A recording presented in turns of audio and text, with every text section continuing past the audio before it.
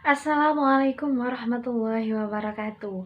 Perkenalkan, kami dari kelompok 10 akan menjelaskan tentang hadis tentang menjaga dan melestarikan lingkungan alam, serta hadis tentang menuntut ilmu dan menghargai waktu. Baiklah, di sini kelompok 10 beranggotakan yang pertama yakni Hibatul Hindam dengan NIM 191400016. Yang kedua ada Kusenda Laila Novirasari dengan NIM 191400040 dan Muhammad Ali Mashuri dengan NIM 191400087. Berikut penjelasan dari hasil diskusi dari kelompok kami yang akan disampaikan oleh rekan-rekan saya.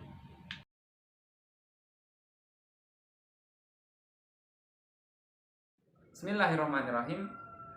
Rasulullah SAW bersabda bahwasanya man ahya ardon mayyitatan fahiyalahu. Rahu Ahmad wa Tirmidzi al hadits au kama qala. Kemana artinya barang siapa yang menghidupkan tanah yang mati, maka tanah itu menjadi miliknya. Hadis riwayat Ahmad dan Tirmidzi. Oke, penjelasan dari hadis tersebut bahwasanya salah satu konsep pelestarian lingkungan dalam Islam yaitu rasa prihatin seorang hamba dalam melakukan penghijauan dengan cara menanam dan bertani. Nah, dalam hadis tersebut menegaskan bahwasanya kepemilikan tanah yang kosong adalah bagi mereka yang mampu menghidupkannya. Karena seseorang hamba yang mampu menghidupkan tanah yang kosong ataupun babat alas kasarannya, ini mendapatkan pahala yang amat besar. Karena kenapa? Karena menghidupkan tanah yang kosong sebagai usaha perkembangan petani ataupun pengembangan pertanian dan menambah sumber produksi, sehingga kedepannya manfaat bagi anak turun-temurunnya.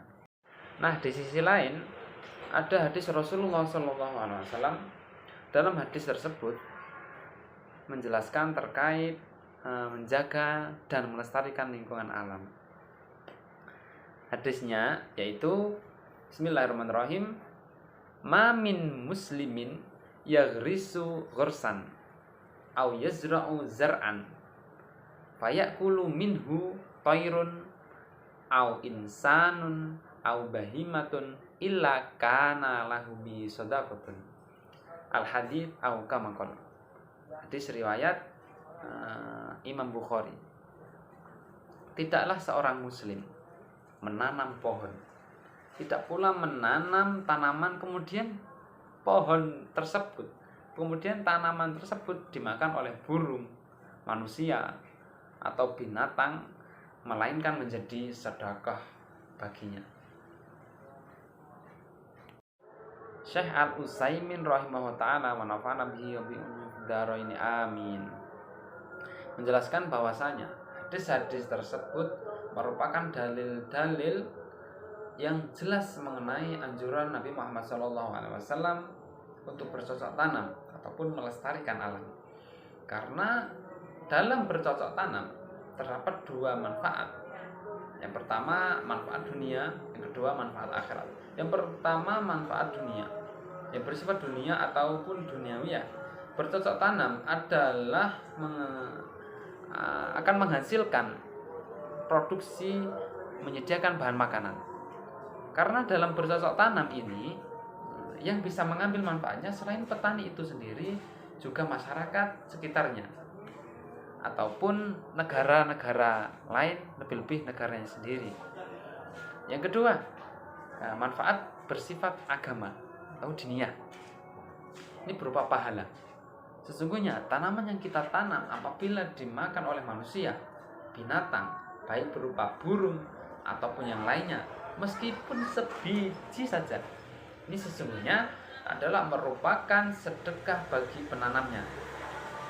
Sama saja dia ketika seseorang mampu menanam kebaikan, pasti akan memperoleh imbal baliknya, entah di dunia ataupun di akhirat.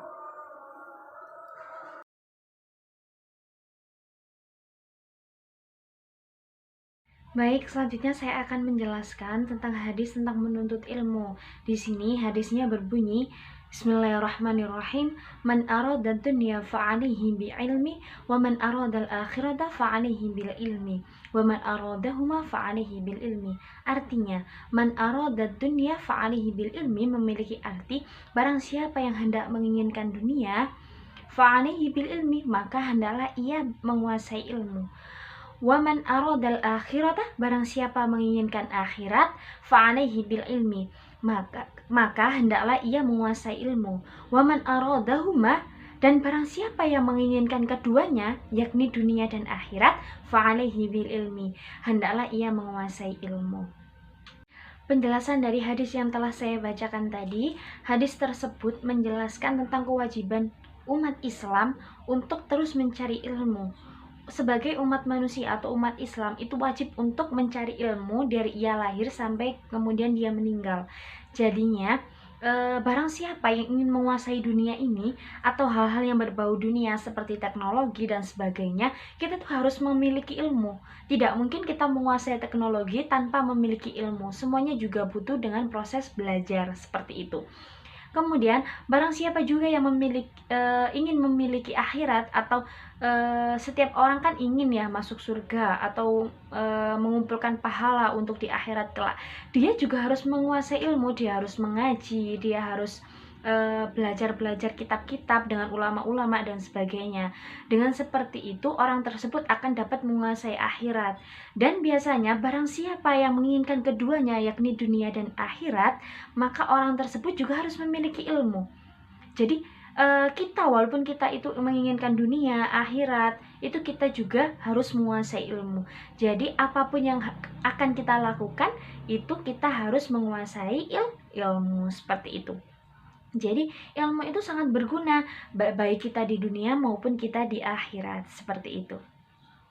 Baik, di sini saya akan menjelaskan tentang beberapa keutamaan dari hadis tadi. Yang pertama itu hadis mencari ilmu lain juga menunjukkan tingginya derajat orang berilmu dibandingkan manusia lainnya.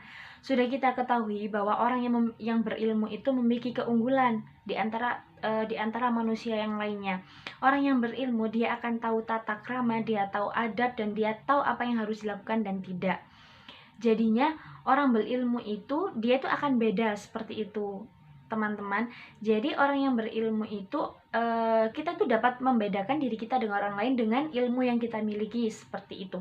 Jadi keutamaan memiliki ilmu itu. Jadi bukan untuk menjadikan diri kita sombong, tapi orang yang memiliki ilmu itu berbeda seperti itu. Dia akan tahu bagaimana tata cara dia berbahasa, kemudian tata cara dia melakukan sesuatu di depan orang, itu berbeda dengan orang yang tidak memiliki ilmu seperti itu. Kemudian yang kedua, di sini membawa kebahagiaan bagi seseorang baik di dunia maupun di akhirat. Orang yang memiliki ilmu itu biasanya itu memiliki kebahagiaan di dunia seperti itu. Dia akan melakukan sesuatu, dia itu akan mudah, tidak susah seperti itu. Dia akan jika dia memiliki ilmu, dia itu tidak merasa susah dalam melakukan apapun. Dia akan dengan senang hati dan dia tentunya itu merasa mudah, dan dia itu merasa bahagia atau happy seperti itu. Dan di akhirat juga seperti itu, insya Allah. Orang yang memiliki ilmu dan terus menggali ilmu, insya Allah di akhirat itu mendapatkan pahala yang setimpal seperti itu, mendapatkan apa yang sesuai dia lakukan di dunia seperti itu.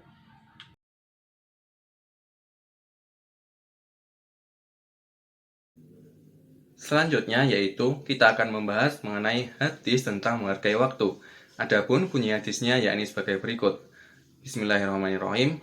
Ani Ibnu Abbas qala Nabi sallallahu alaihi wasallam nikmatani ma'bunun fihi ma katsirun min nasi as-sihhatu wal faragu, yang artinya yakni sebagai berikut.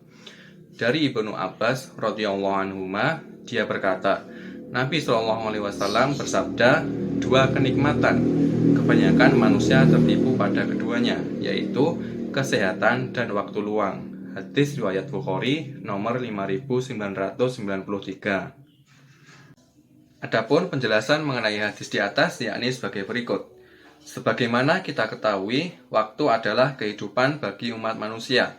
Allah dan Rasul-Nya berkali-kali menjelaskan di dalam Al-Quran maupun di dalam hadis dengan menyebut nama waktu.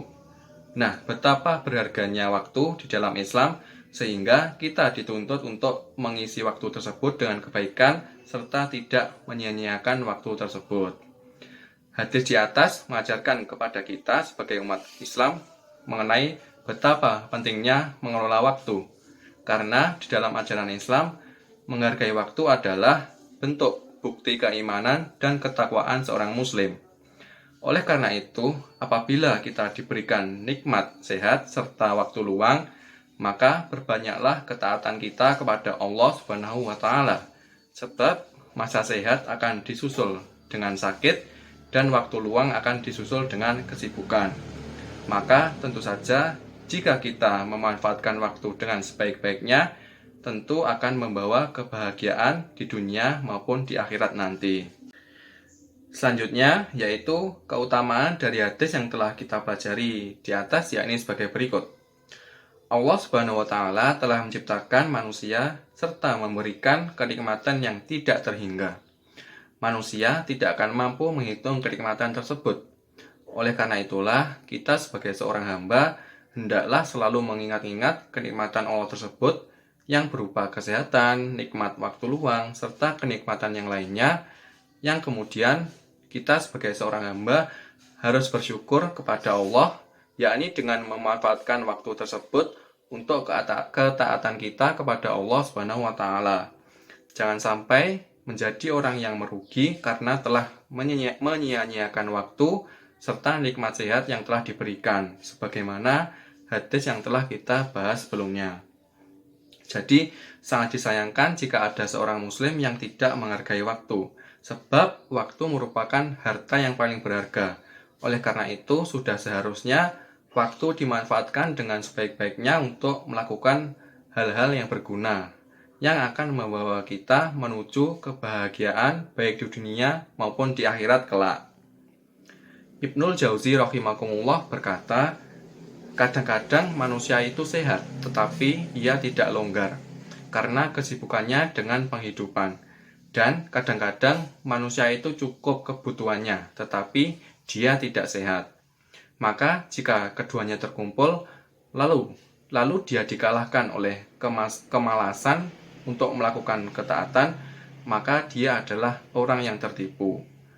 Kesempurnaan itu adalah bahwa dunia merupakan ladang akhirat. Di dunia ini terdapat perdagangan yang keuntungannya akan nampak di akhirat. Sekian presentasi dari kelompok 10. Jika ada kurang lebihnya, kami mohon maaf sebesar-besarnya. Jika ada yang masih perlu ditanyakan, silakan ditanyakan sesuai dengan kolom yang sudah disediakan oleh Pak Alvan. Sekian dari kelompok kami. Terima kasih sebanyak-banyaknya kepada teman-teman yang sudah menyimak video ini dari awal sampai akhir. Saya akhiri, wassalamualaikum warahmatullahi wabarakatuh. Sampai jumpa.